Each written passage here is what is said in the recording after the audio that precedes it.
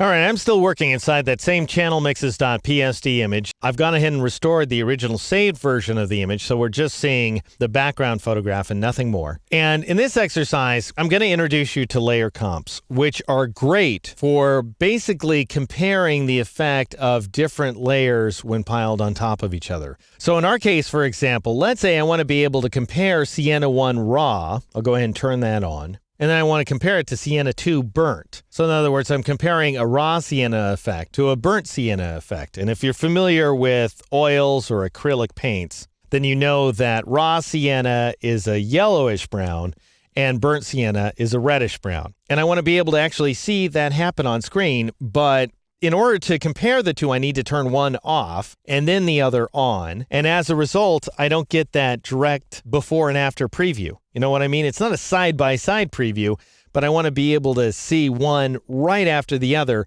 without the original image in between, which ruins the effect. Then I can't really do a visual comparison. Well, that's where layer comps come in. Basically, at its most fundamental level, a layer comp saves which layers are visible and which layers aren't. And that's it. But just that very simple thing ends up providing a great advantage. So I'm going to go up to the window menu and choose the layer comps command. And that will bring up this layer comps panel. And I'm going to drag the top of the panel up so that we can see every one of these 18 layer comps that I've saved for you. And they don't take up much space at all. And they're saved along with the file, incidentally. And so here's this file that has 13 different channel mixer adjustment layers and one vibrance adjustment layer, notice at the top here, as well as this photographic image, of course, in the background. And then we also have 18 different layer comps. But if you take a look at the size of the file down here in the lower left corner of the window, you can see that it's 8.5 megabytes / 8.5 megabytes. That means flattened, it takes up 8.5 megs in memory. And with all the adjustment layers and with all the layer comps, it also takes up 8.5 megs of memory. It's as if these other elements take up no room whatsoever. Well, they do take up a few K is what it comes down to, but not enough to really amount to anything. So I definitely recommend you take a look at these things. They're very easy to work with, very easy to create. And here's how they work. Notice I've got this guy called Original. You don't click on it. You can, but that doesn't really actually do anything inside the image. What you need to do is click in front of the item, and you get this little newspaper icon, and that goes ahead and shows you that layer comp. And in this case, nothing changed because this layer comp includes just the background image and nothing more. If I click in front of Channels Forward, then I'm seeing the background layer along with the R to G to B to R channel mixer layer. And you might ask, well, why is that channels forward?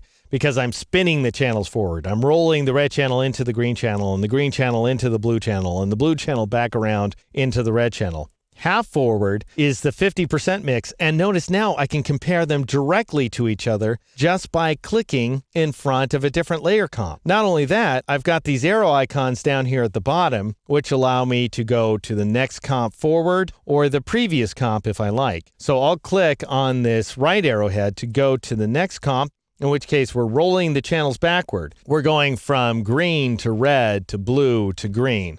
And the next one is the halfback, so we can compare the 50% version of that very same effect right in a row. Next, I've got Portrait Booster 1, and that is just this one Portrait Booster layer by itself. Portrait Booster 2 is the second one by itself. Portrait Booster 3 is the two together, just as I showed you. So again, you can compare those to each other as well. We've got Monochrome Warm. And this is where I noticed while I was showing this to you in the previous exercise that there was no way I could compare these two to each other. And it was time for me to show you the layer comps that were lying in wait here, because you can see that it's a monochrome image, but it doesn't look all that warm until you compare it to Monochrome Cool, which is obviously quite a bit cooler on screen here. And then we start working our way into the paint colors. So there's yellow oxide. All of these are very warm paint colors. So you can think of these as being different sepia tones, if you like, or antique variations on the image. So here's yellow oxide, and each one of these transitions progressively more toward red and finally into magenta. So we go from yellow oxide to raw sienna. Each one of these is selecting a different layer here inside the layers panel.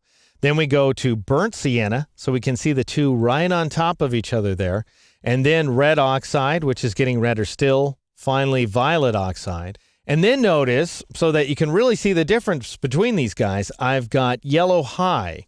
Now, what in the world's going on there? Well, let's go ahead and scroll up the list inside the layers panel. It's yellow oxide along with my vibrance layer on top. So then I've got raw sienna high, which is sienna 1 raw along with vibrance, and then burnt sienna high right there, which is sienna 2 burnt. So in other words, these are more highly saturated versions of those variations we saw before, but we're missing a couple. I don't have high vibrance versions of red or violet. So let's go ahead and create those very quickly. Doesn't take any time. Go ahead and turn off sienna 2 burnt and turn on red oxide. So make sure red oxide is turned on and vibrant is turned on as well. And then let's create a new layer comp by clicking on this little page icon at the bottom of the layer comps panel, and that'll bring up the new layer comp dialog box. And I'm just going to call this guy red high. And all we want to apply to the layers is visibility for now, because we're not doing any special appearance stuff. That would mean opacity levels and blend modes and any layer effects you may have applied,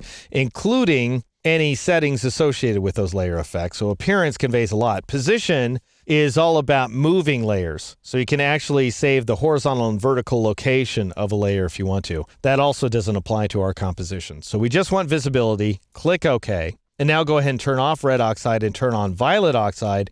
Make sure the vibrant layer is still turned on as well. Click on the little page icon. Up comes the new layer comp dialog box. Go ahead and call this violet high like so. And make sure visibility is turned on, the other two off.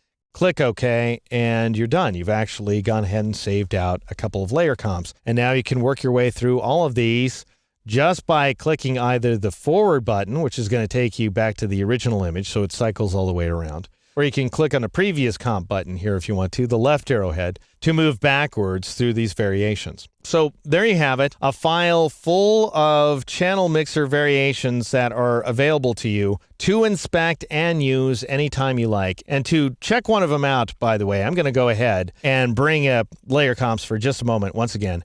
And I'm going to switch to burnt sienna high because I think that's one of the most successful manipulations of this particular image. To check out what's going on with any one of these, just double click on the adjustment layer thumbnail. That'll bring up the adjustments panel. And then you can see in this case, I've changed red to a 50-50 mix of red and green. I've changed green to 10% red, 60% green, and 30% blue. And then I went ahead and changed blue to -10 red. So a little bit of an aggressive manipulation there, 50% green and 60% blue. And every single one of them is different. You can check them out on your own and decide which ones you like, which ones you don't. Drag them and drop them into your own photographs as well. In the next exercise, I'll show you how to use the channel mixer to create your own custom black and white images.